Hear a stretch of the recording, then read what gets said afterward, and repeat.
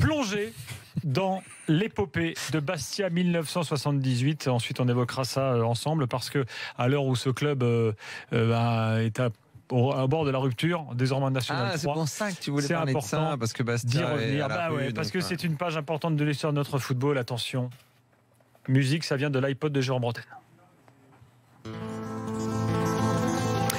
Nous sommes en 78, messieurs, dames. Jérôme Bretagne est encore dans le ventre de sa maman. Il joue avec un melon. Il va bientôt sortir et révolutionner le football mondial. Daniel, lui, a 8 ans. Il a lu Kant et Spinoza. Il prépare déjà le bac, évidemment. En première division, à l'époque, Nantes est le champion sortant, alors que Lens finit second et Bastia troisième. Pour l'anecdote, la Lanterne Rouge et le Stade Rennais. Que voulez-vous?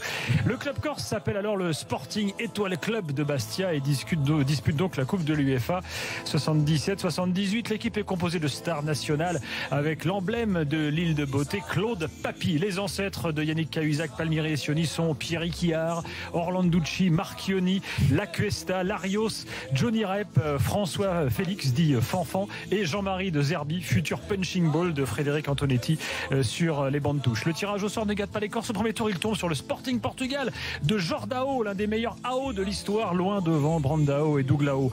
À l'aller, Furiani archicomble, Bastia gagne 3-2 grâce à un triplé de Félix. Au retour, les Bastiais créent l'exploit, gagnent 2-1. Pas de chance au tirage en 16e. Newcastle, nouveau match à l'Ela Furiani. Bastia gagne 2-1, doublé de Papi.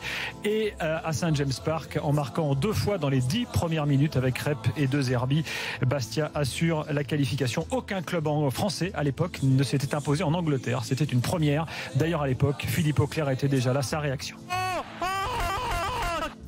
Puis les exploits s'enchaînent. Au 3e tour, un autre cadre européen va subir les foudres de Bastia, le Torino qui va s'incliner à l'aller et au retour au stade des Alpes à Turin. Les Corses sont en demi, les Corses sont en quart et bientôt en demi.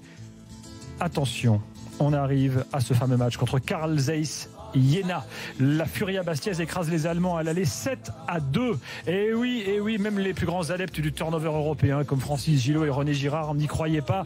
Il faut à 6-1 au retour pour les Allemands et finalement ça passe. Bastia s'incline uniquement 4-2 à Jena. En demi, Bastia s'en sort bien, évite le Barça et le PSV Eindhoven. On s'attend à ce que les Lions gobent les sauterelles de Zurich, les Grasshoppers, mais la victoire des Corses 3-2 à l'aller. Claude Papi libère le Sporting à Furiani. Le seul but du match retour est pour lui. Pierre Quillard sauvera les siens à plusieurs reprises dans le dernier quart d'heure. Étonnant pour un gardien né à Rennes. Bastia est donc en finale. À cette époque giscardienne, les finales européennes se jouent en aller-retour. Et le chaudron bastiais se transforme malheureusement en champ de boue. Même Christophe Galtier ne s'en est pas remis. Il y avait une pancarte tout à l'heure quand on rentre. Ici c'est le chaudron. Quand je suis sorti, j'ai écrit ici c'est le potager, quoi.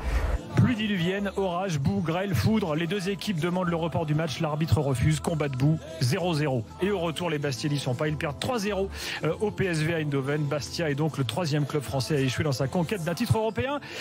Après Reims et Saint-Etienne, Papi aura inscrit 7 buts dans cette compétition. Il est décédé quelques années plus tard.